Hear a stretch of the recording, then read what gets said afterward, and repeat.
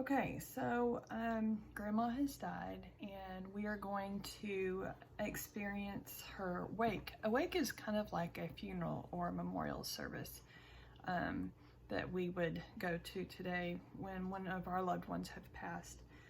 So let's see what happens with Grandma's wake. The wake. We held Grandma's wake 3 days later. We knew that people would be coming in large numbers, but we were stunned because almost 2,000 Indians showed up that day to say goodbye. And nobody gave me any crap. I mean, I was still the kid who had betrayed the tribe, and I couldn't be forgiven. But I was also the kid who'd lost his grandmother, and everybody knew that losing my grandmother was horrible. So they all waved the white flag that day and let me grieve in peace. After that, they stopped hassling me whenever they saw me on the res. I mean, I guess I still lived on the res, right? And I had to get the mail and get milk from the trading post and just hang out, right? So I was still part of the res. People had either ignored me or called me names or pushed me, but they stopped after my grandmother died. I guess they realized that I was in enough pain already, or maybe they realized they'd been cruel jerks. I wasn't suddenly popular, of course, but I wasn't a villain anymore. No matter what else happened between the tribe and me, I would always love them for giving me peace on the day of my grandmother's funeral. Even Rowdy just stood far away. He would always be my best friend no matter how much he hated me. We had to move the coffin out of the Spokane tribal longhouse and set it on the 50-yard line of the football field. We were lucky the weather was good. Yep, about 2,000 Indians came to the funeral.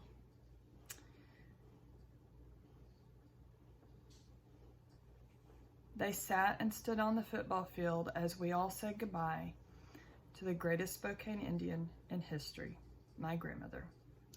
I knew that my grandmother would have loved that send-off. It was crazy and fun and sad.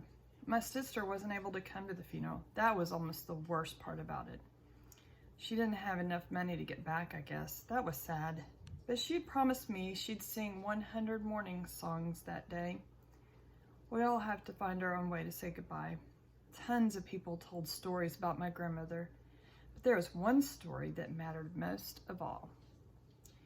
About 10 hours into the wake, a white guy stood. He was a stranger.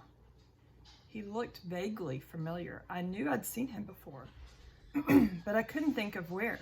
We all wondered exactly who he was, but nobody knew. That wasn't surprising. My grandmother had met thousands of people. The white guy was holding this big suitcase. He held that thing tight to his chest as he talked. "Hello," he said. "My name is Ted." And then I remembered who he was. He was a rich and famous billionaire white dude. He was famous for being filthy rich and really weird. My grandmother knew billionaire Ted? Wow. We all were excited to hear this guy's story, and so what did he have to say? We all groaned. We'd expected this white guy to be original, but he was yet another white guy who showed up on the res because he loved Indian people so much. Do you know how many white strangers show up on an Indian reservation every year and start telling Indians how much they love them? Thousands. It's sickening and boring. "Listen," Ted said. "I know you've heard that before. I know white people say that all the time, but I still need to say it. I love Indians. I love your songs, your dances, and your souls. I love your art. I collect Indian art." Oh God, he was a collector. Those guys made Indians feel like insects pinned to a display board. I looked around the football field. Yep, all of my cousins were squirming like beetles and butterflies with pins stuck in their head. "I've collected Indian art for decades. I have old spears, old arrowheads. I have old armor. I have blankets and paintings and sculptures and baskets and jewelry, blah, blah, blah. I have an old powwow dance outfit," he said, and that made everybody sit up and pay attention. About 10 years ago, this Indian guy knocked on the door of my cabin in Montana. cabin my butt. Ted lived in a 40-room log mansion just outside of Bozeman. Well, I didn't know this stranger, Ted said, but I always opened my door to Indians. Oh, please. This particular Indian stranger was holding a very beautiful powwow dance outfit, a woman's powwow dance outfit. It was the most beautiful thing I'd ever seen. It was all beaded in blue and red and yellow with a Thunderbird design. It must have weighed 50 pounds, and I couldn't imagine the strength of the woman who could dance beneath that magical burden. Every woman in the world could dance that way. Well, this Indian stranger said he was in a desperate situation. His wife was dying of cancer and he needed money to pay for her medicine. I knew he was lying. I knew he'd stolen the outfit. I could always smell a thief. Smell yourself, Ted. And I knew I should call the police on this thief. I knew I should take that outfit away and find the real owner, but it was so beautiful, so perfect, that I gave the Indian stranger $1,000 and sent him on his way, and I kept the outfit. Whoa, was Ted coming here to make a confession? Why had he chosen my grandmother's funeral for his confession? For years I felt terrible. I'd look at that outfit hanging on the wall of my Montana cabin. Mansion, Ted, it's a mansion. Go ahead, you can say it, mansion. And then I decided to do some research. I hired an anthropologist, an expert, and he quickly pointed out that the outfit was obviously of interior Salish origin. And after doing a little research, he discovered that the outfit was a Spokane Indian, to be specific. And then, a few years ago, he visited your reservation undercover and learned that his stolen outfit once belonged to a woman named Grandmother Spirit. We all gasped. This was a huge shock. I wonder if we were all part of some crazy reality show when billionaires pretend to be human. I looked around for the cameras. Well, ever since I learned who really owned this outfit, I've been torn. I always wanted to give it back, but I wanted to keep it too. I couldn't sleep some nights because I was so torn up by it. Yep, even billionaires have dark nights of soul. Well, I finally couldn't take it anymore. I packed up the outfit and headed for your reservation here to hand deliver the outfit back to Grandmother Spirit.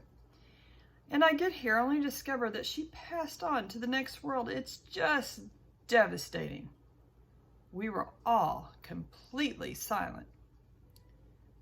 This was the weirdest thing any of us had ever witnessed. And we're Indians, so trust me, we've seen a lot of really weird stuff.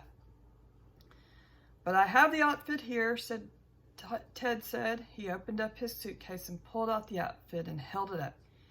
It was 50 pounds, so he struggled with it. Anybody would have struggled with it. So if any of Grandmother Spirit's children are here, I'd love to return her outfit to them. My mother stood and walked up to Ted. I'm Grandmother Spirit's only daughter, she said. My mother's voice had gotten all formal. Indians are good at that. We'll be talking and laughing and carrying on like normal, and then boom, we all get serious and sacred and start talking like some English royalty. Dearest daughter, Ted said, I hereby return your stolen goods. I hope you forgive me for returning it too late. Well, there's nothing to forgive, Ted, my mother said. Grandmother Spirit wasn't a powwow dancer. Ted's mouth dropped open. Excuse me? He said. My mother loved going to powwows, but she never danced. She never owned a dance outfit. This couldn't be hers. Ted didn't say anything. He couldn't say anything. In fact, looking at the beads and design, this doesn't look Spokane at all. I don't recognize the work. Does anybody here recognize the beadwork? No, everybody said. It looks more Sioux to me, my mother said. Maybe Oglala. Maybe. I'm not an expert. Your anthropologist wasn't much of an expert either. He's got this way wrong. We all just sat there in silence as Ted mulled that over. Then he packed his outfit back into the suitcase, hurried over to his waiting cart, and sped away. For about 2 minutes, we all sat quiet. Who knew what to say? And then my mother started laughing. And that set us all off. 2,000 Indians laughed at the same time. We kept laughing, and it was the most glorious noise I'd ever heard. And I realized that, sure, Indians were drunk and sad and displaced and crazy and mean, but dang, we knew how to laugh. When it comes to death, we know that laughter and tears are pretty much the same thing. And so, laughing and crying, we said goodbye to my grandmother. And when we said goodbye to one grandmother, we said goodbye to all of them. Each funeral was a funeral for all of us. We lived, we died together. All of us laughed when they lowered my grandmother into the ground, and all of us laughed when they covered her with dirt. And all of us laughed as we walked and drove and rode our way back to our lonely, lonely houses.